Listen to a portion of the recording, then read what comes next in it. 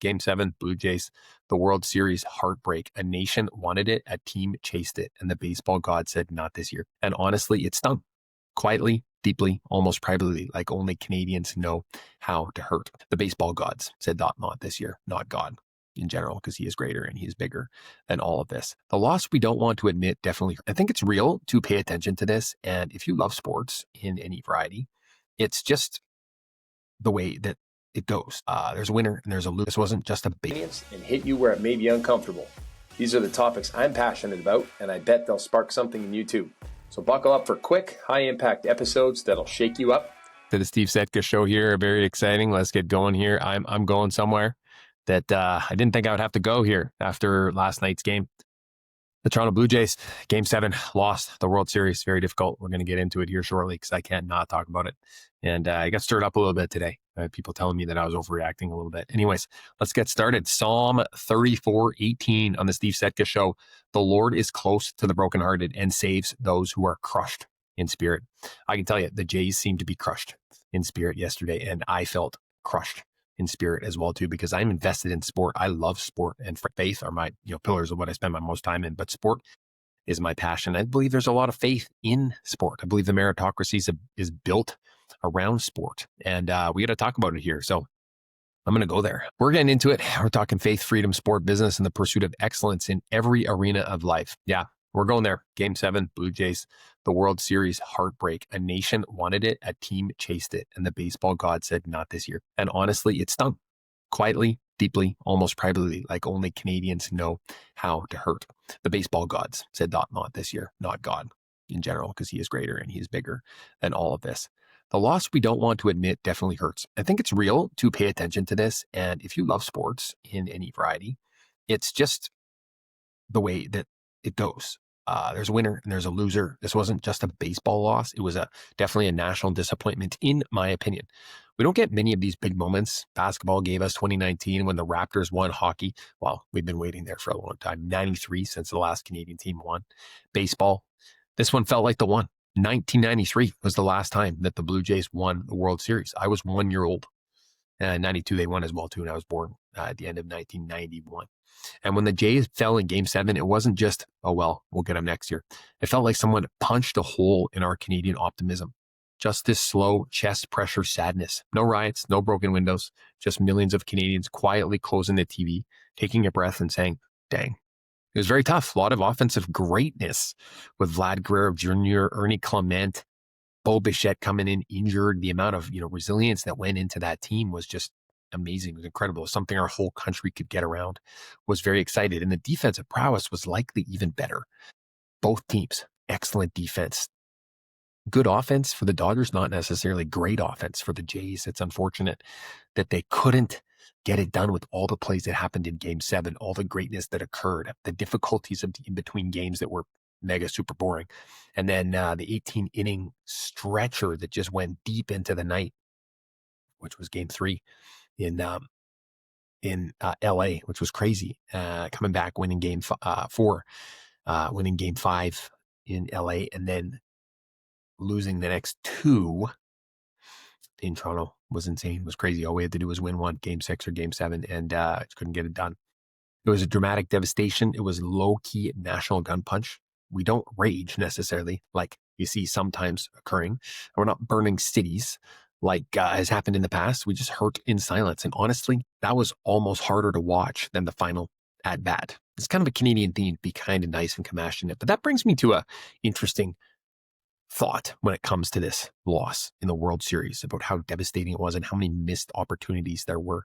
I know some people felt like it was an overreaction for Canadians to say, oh, we really put a lot of investment into this, which I believe is a little bit of a miss. Because if you're interested and very curious and following something so deeply that it means a lot to you, it's okay to be sad and upset and disappointed and low-key devastation. I think that's the best way that I described it. And it hits really, really hard. And you don't want to be minimized when it comes to something that you really love, that platonic love for a sport, your love for country, your love for nation, and your love for community. And that's what this World Series did. It brought Canadians together in a time when we're very divided politically, and also we have serious tensions with the United States. We're a one-team nation, no alternate city, no backup loyalty. If you're Canadian, you bleed blue for the Blue Jays come October.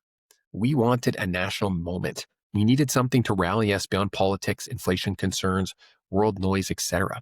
Our identity, our pride, and our belonging lie in some of these events that happen that are so rare. And sports are simple, but they're sacred. They remind us we're part of something bigger than ourselves.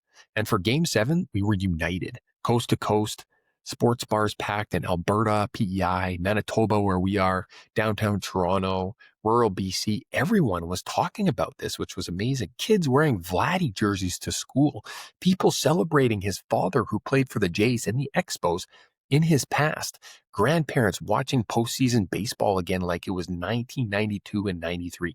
Canada felt like one team, and then Game 7 ended, and it was like someone quietly turned off the national mood lighting. No anger, just heaviness. That classic Canadian ache of, man, we almost had something special. The Canada versus USA vibes these days have been weird. They've been difficult. Let's talk Canada-US tension specifically, not necessarily sports tension, but the tension that we've had between our countries over the past year, approximately. Because whether we say it out loud or not, it's real. Americans, I feel, expect to win. Canadians hope to win. Americans treat sports dynasties as a bright birthright. Canadians treat success like a surprise gift that we're grateful for. We're more proud of our compassion and our kindness and our niceness, which isn't always the way that I like to view the world. This World Series showed that contrast. US fan energy, win at all costs, let's go. Canadian fan energy, please God, maybe we deserve this, right? I'm not knocking us, but we have humility, class, and community pride. But sometimes we need a little American style swagger mixed in. I feel like this is like if you have an older sibling and eventually they're just tired of you nagging away at you, at them, and they just sit on you because they're tired of your antics. And that's kind of exactly what happened. It's not arrogance, it's expectancy. What the Dodgers had, they're champions. In order to be the champions, you got to beat the champions, which is what happened, which is what not happened last night. Faith like expectancy, competitive expectancy, identity rooted expectancy.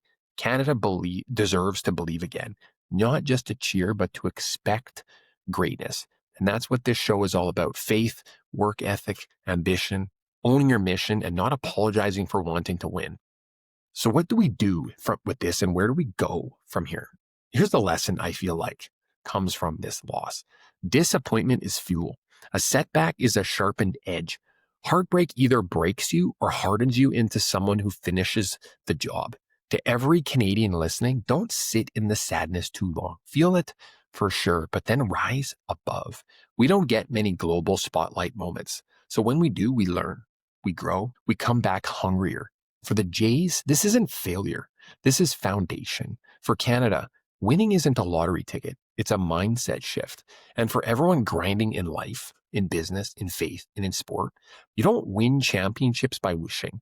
You win by building every single day. And that's why you're here. That's why the Steve Setka Show exists.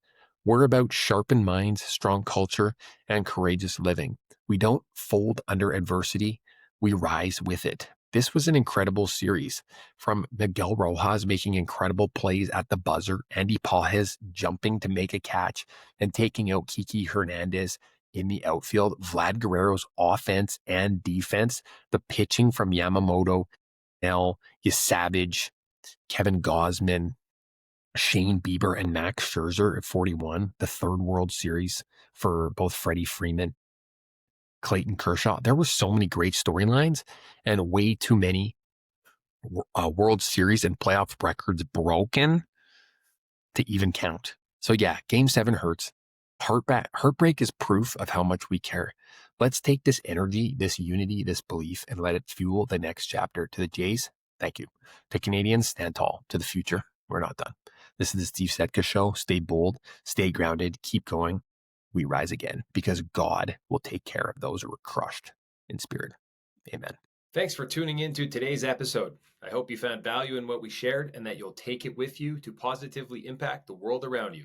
If so, we'd love for you to take a moment to rate, review, and share the show because we're on a mission to grow and reach more hearts. Prayers, gratitude, and love. Until next time.